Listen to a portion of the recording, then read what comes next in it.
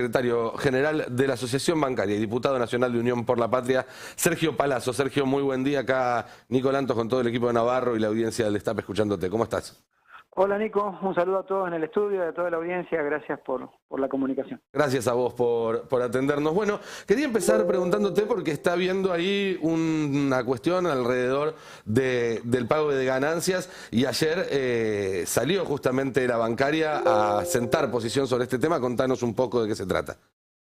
Sí, nosotros vemos con preocupación que ante la posibilidad de reclamar recursos a las provincias están haciendo mucho hincapié en el tema que la quita de impuesto a la ganancia cuarta categoría que tenían los trabajadores en relación de dependencia afecta las arcas de los estados y también hemos visto que según una noticia de uno de los portales de noticias que hay en Argentina, el gobierno de la provincia de Mendoza a través de su gobernador Suárez se presentó ante la Corte Suprema pidiendo por la derogación o la no implementación, no sé cuál habrá sido porque no he visto la demanda, pero así lo decía la nota, de el decreto que abarcaba estos 3 meses de la implementación de la ley porque dice que tiene impacto fiscal porque era un impuesto coparticipable y que va a disminuir los recursos de la provincia. Lo mismo ha hecho el gobernador de Corrientes y ayer en diversos reportajes que leí, lo mismo decía el gobernador electo de Entre Ríos, Rogelio Frigerio, y en el mismo sentido se han expresado algunos otros gobernadores también.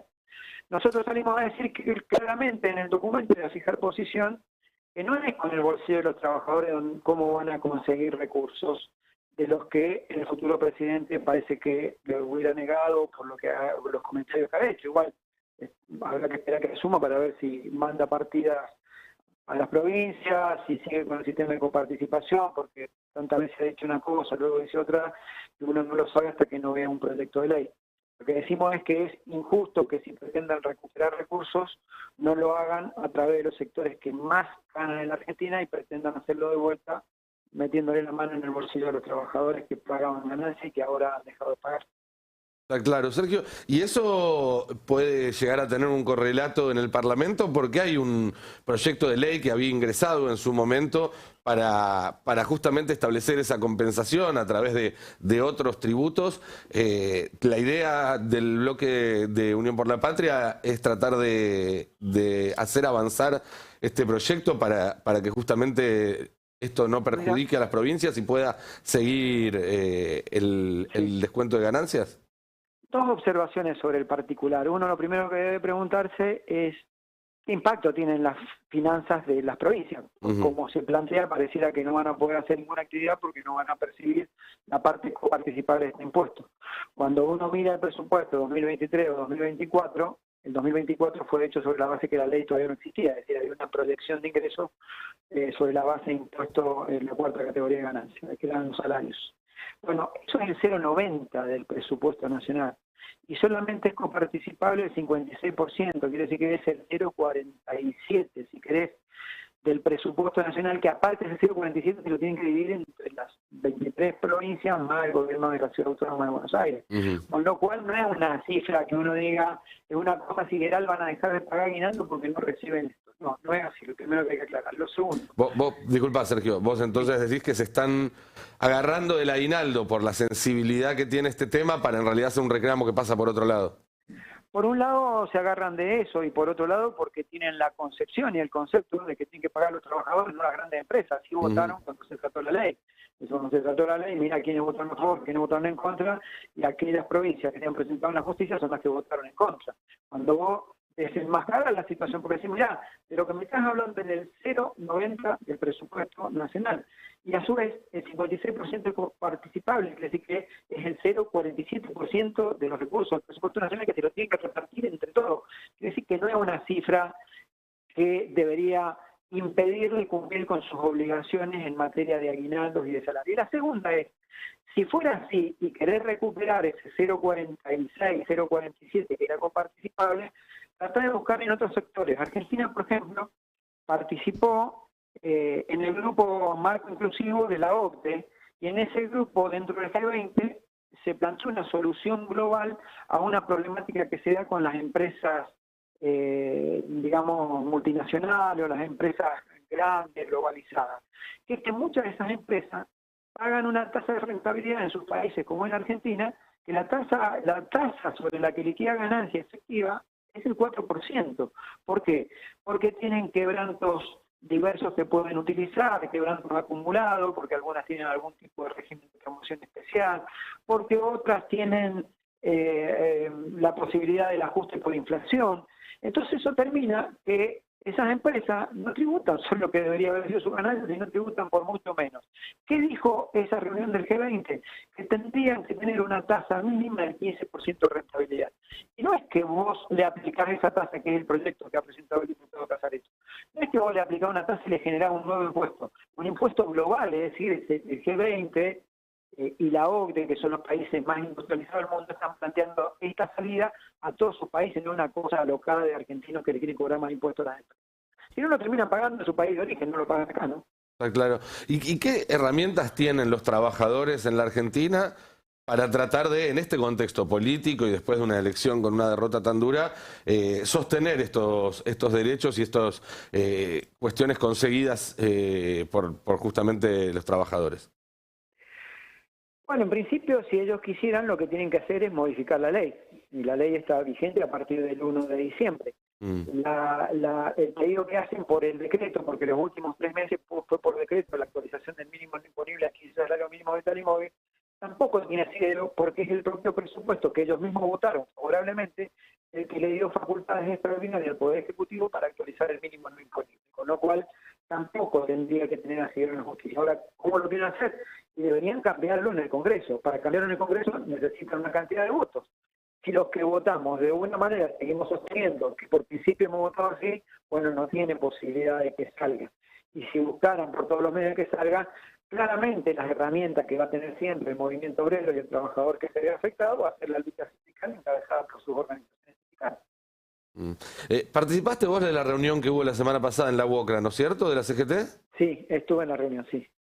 ¿Qué impresión te dejó, digo, más allá de las declaraciones que hubo a la salida, digamos, y de lo que fue la comunicación oficial? ¿Qué impresión te dejó? Porque vos en los primeros años de Macri formaste parte de un grupo de sindicalistas que tomaron una posición muy clara opositora, mientras hubo todo otro sector que demoró bastante en llegar a este lugar. ¿Crees que se puede llegar a repetir la misma dinámica ahora o ahora hay más conciencia en el movimiento obrero de la gravedad de la situación y de la necesidad de establecer un límite desde temprano? Mira, la reunión la vi positiva. De la reunión me traigo 2 conceptos y después te hago la análisis. Los 2 conceptos fue la convocatoria bajo la que nos reunimos y que figuraba precisamente en la pantalla gigante que estaba detrás de los que estábamos, que era ni un paso atrás.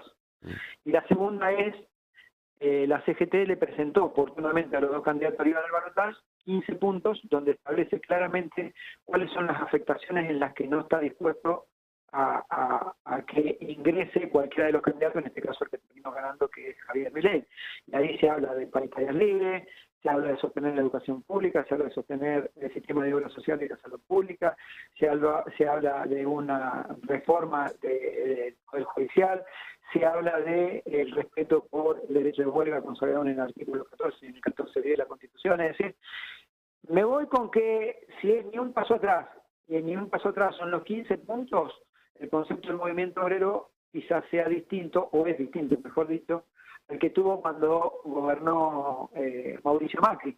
No al principio, ya a los 4 años estuve parado en la vereda enfrente de Mauricio Macri, pero sí sé que otros compañeros tuvieron otra actitud más de diálogo.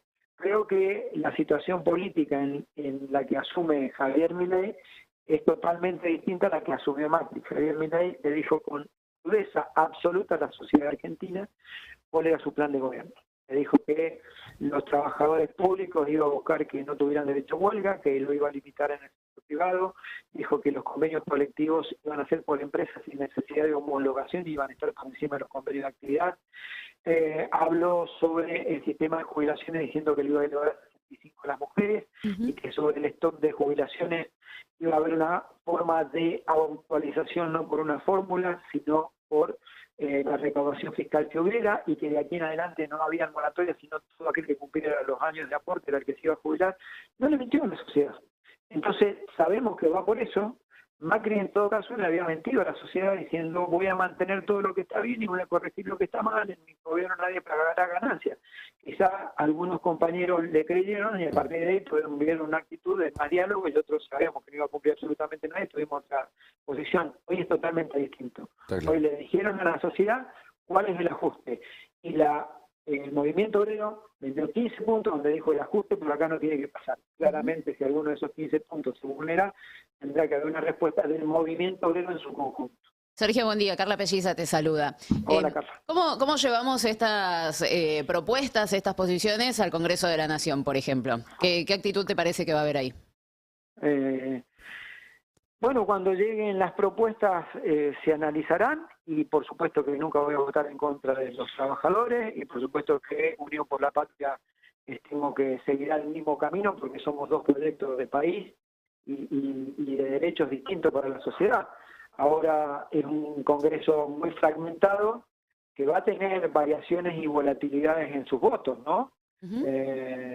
Porque por un lado tenés sería la tercera minoría, sería Milei, primer minoría Unión por la Patria, segundo Juntos por el Cambio, y la tercera sería Milei que tiene 37 o 38 diputados.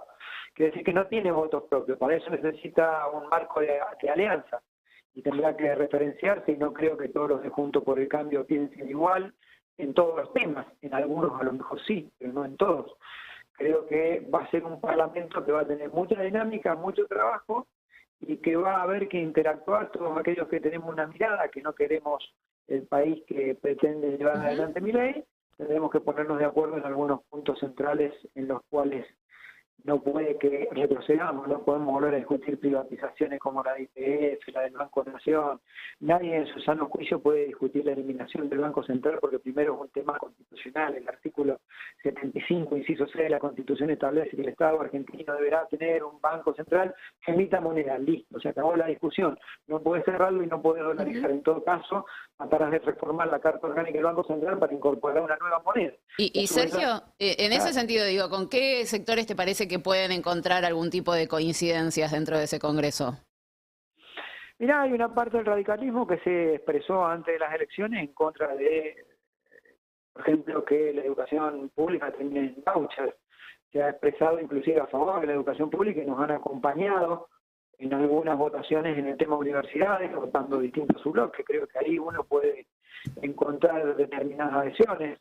En el tema de impuestos a las ganancias, espero que no cambie el pensamiento de los libertarios, porque nos acompañaron con el foro y nos acompañaron con el voto favorable.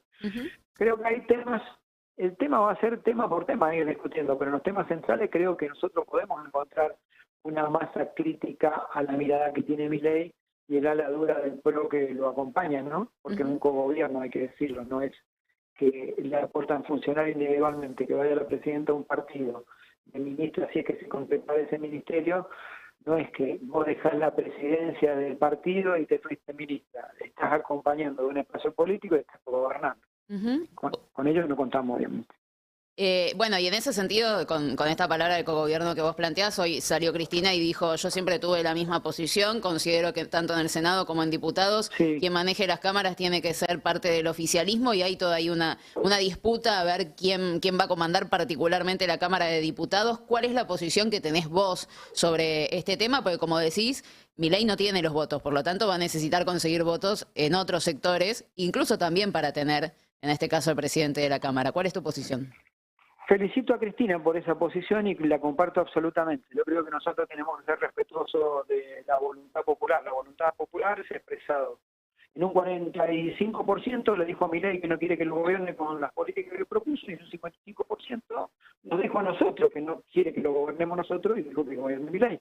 Entonces uno tiene que respetar esa voluntad popular y me parece que la línea sucesoria, que ojalá nunca se dé esa situación, como un hombre de la democracia lo digo, pero en esa línea sucesoria, quien tiene que ocupar la presidencia provisional del Senado y la presidencia de la Cámara es un diputado que provenga del oficialismo. La sociedad votó para que ellos gobiernen. Y si hay una línea sucesoria, y ojalá no hubiera una eventualidad de tener que modificar esa línea como ha sido votada, tiene que ser quien ganó la elección el que comande los destinos de la Argentina. Después la sociedad tiene cada 2 años la posibilidad de modificar su voto y cada 4 de cambiar los aspectos del Ejecutivo. Sergio, en esta consideración, una figura aliada, pero no de La Libertad Avanza, como por ejemplo podría ser Cristian Ritondo o Florencio Randazzo, por dar dos nombres que sonaron. ¿Ustedes los acompañarían si el Ejecutivo lo pidiera o consideran que ahí se introduce una fuerza distinta en la línea sucesoria y eso desnaturaliza la función? Mira, es una situación que tiene que definir quién ganó la elección. Si quien ganó la elección quiere poner a una persona que no es de su partido, es una decisión de él. Okay. Es responsabilidad y se tiene que hacer cargo él de quién pone y por qué lo pone, ¿no? Así que no es un tema en el que yo vaya a entrar en una discusión si es o no de La Libertad Avanza. La Libertad Avanza tiene la potestad ética de poner a quien quiere en esos lugares. Si desea poner a alguien que no es de su partido, es una decisión de él, no es que se cargo él, no nosotros. Está clarísimo. Bueno, Sergio, te agradecemos como siempre esta charla, el tiempo que nos dedicaste y estamos en contacto permanentemente. Muchas gracias a ustedes, un abrazo grande y saludos a Roberto y a todo el equipo. Le mando un abrazo grande. Hablábamos con Sergio Palazzo, secretario general de la bancaria y también diputado nacional de Unión por la Patria. Bueno.